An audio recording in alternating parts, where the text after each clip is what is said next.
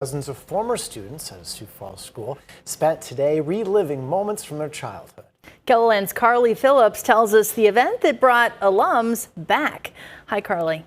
Hi, Kelly. Well, it's a day so many people with ties to Mark Twain School have been waiting for.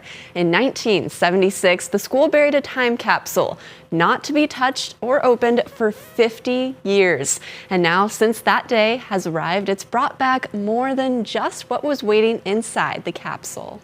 50 years ago, Mark Twain students packed away pieces of their childhood. Our class we had to draw pictures of what we thought we'd look like in 50 years. Sealing them up for a future generation to discover.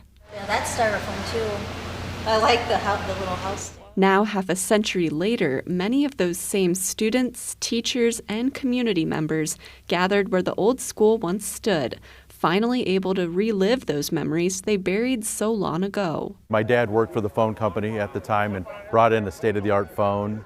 And I remember bringing in some drawings and things like that. From keepsakes and school memories to snapshots of life in the 1970s, people with ties to the beloved school like Steve Bruner of Des Moines, Iowa, returned to get a feel of the past. It was a very big deal at the time, and we remember it clearly. One thing I do remember is 2 children from every class had to come up to a microphone and say a few things. Today, community members took the microphone again. This time, instead of talking about what they'd leave behind, they reflected on everything that brought them back together. We went from maybe there'll be 25 people here, and then we kind of said, well, it could be up to 200. I hope everybody signed in because I want to know how many are here.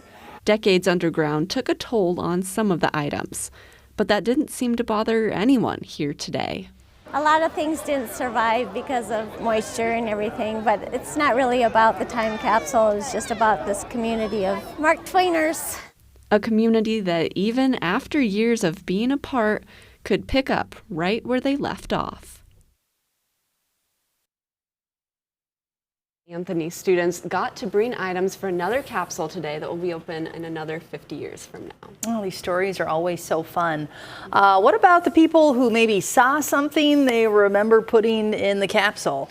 Yeah, so like they mentioned, some of those items did take a toll, but if they wanted to, they could take those items home if there was something that they saw they remember putting in there. So, what a special day. Thanks a lot, Carly. The time capsule was also part of that discussion when the nearly century-old school was scheduled to be torn down.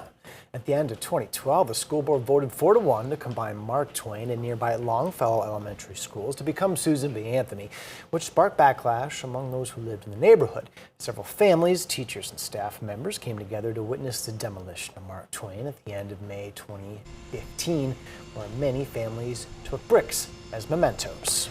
To commemorate the history of the site, a family asked the city council to designate a street to remember the school. Signs of Mark Twain Lane are on West 27th Street between Center and Dakota Avenues. Susan B. Anthony sits where the Mark Twain playground used to be.